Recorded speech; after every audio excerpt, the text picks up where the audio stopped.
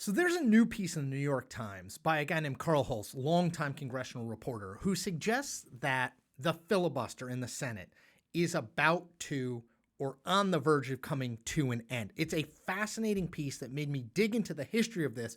And at the end, I am sort of with Carl. I'm sort of convinced that the Senate filibuster is nearing its end.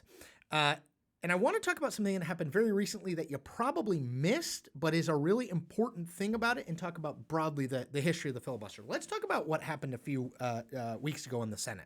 So in the Senate, you have to have 60 votes at this point to end debate on any piece of legislation and bring it to a final vote where you just need a simple majority. That's the filibuster. I'll go more into the history of it in a minute. But there was an attempt by Senate Republicans, who have 54 seats right now, they control 54 seats, to overturn a waiver that California had that allowed California to set its own air pollution standards. And those standards were more strict than the federal standards. Now, the parliamentarian of the Senate, just stick with me, the parliamentarian of the Senate is basically the referee in the Senate. They decide sort of what you can and can't do, regardless of party. It's not a partisan position. The parliamentarian said, you can't repeal this waiver. You can't overturn this waiver with a simple majority vote. You need to, it is subject to unlimited debate. Therefore, you need 60 votes to end the debate and move to a majority vote. Senate Republicans ignored that. Senate Majority Leader John Thune ignored that. And they revoked it, this rule about emissions, 51-44. Now you say, no, I didn't hear about that. And what difference does it make? Well, what difference it makes is ignoring the Senate parliamentarian is a very big deal when it comes to the filibuster, because for a very long time, the parliamentarian has been sort of the word of God, that neither side wanted to go against the parliamentarian, neither side wanted to ignore it, for fear that when they're not in the majority, that the other side just basically passes whatever they want if you ignore the parliamentarian. Now, Thune has said, oh, well, we're not going to do that. In the long run, this was a special case. I still believe in the filibuster, et cetera, et cetera. There, in my opinion, is reason for skepticism. Okay, so this, I think that case, that California case, is really, really revealing. So let me first say, before I get into the long history of all of this, let me first say this. Subscribe to my channel. And I'm going to tell you why in one word with two definitions. The one word is independent. The two definitions, definition one, I am independent of big billionaires who own media companies and these big corporate conglomerates that own media companies. It's just me. Today I'm in a WeWork space. It's just me making content for you. No bosses, no secret agendas, no secret financing. Independent, second definition. I'm independent from the two parties. I'm not a Republican. I'm not a Democrat. I spent more than 20 years working for legacy media organizations like the Washington Post and CNN. I've decided to go out on my own to be an independent news creator, and I am bringing that to you without fear or favor, calling balls and strikes, no matter what uniform the batter at the plate is wearing. So I hope you can get behind that. All right, so let's go backward and talk about how we got to where we are now, which I do think is on the verge of eliminating the filibuster in the Senate. So the filibuster has always been in existence in the Senate. It basically allows the minority to have some say, and that, unlike the House, where majority just rules. But really, the modern history of the filibuster starts in 1917. So in 1917, a rule named Rule 22 passes, which basically says you need 2/3 of the senators to vote to end unlimited debate in the Senate and set the terms of a final debate, meaning that we'll get a final vote, which would be by simple majority, okay?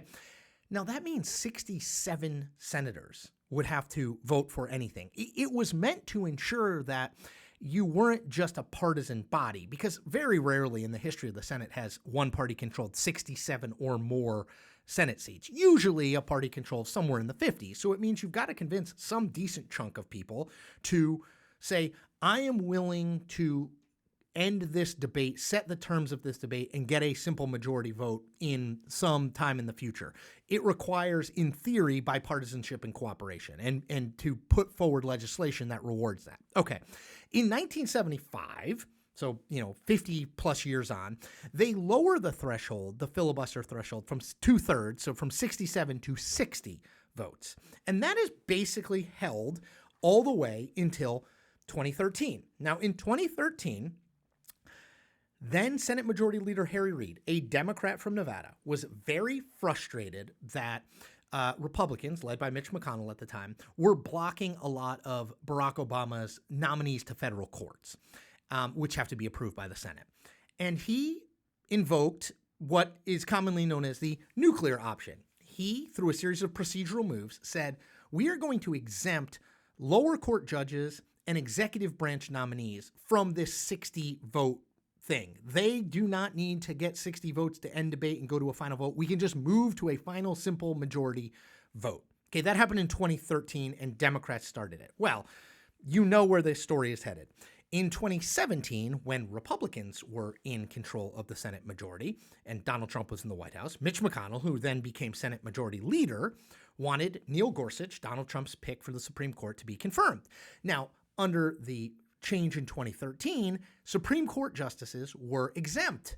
They still needed 60 votes to get to a final vote.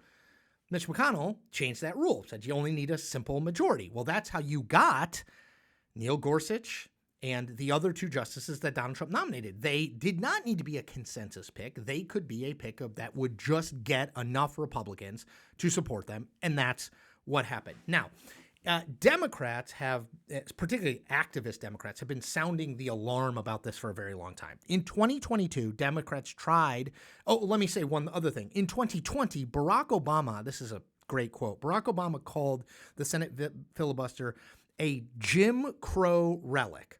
In 2022, Democrats tried to end the filibuster because Republicans were using it, the 60-vote threshold, they were using it to block election reform measures. Democrats would have needed 50 votes with Kamala Harris, then the vice president, to break the tie.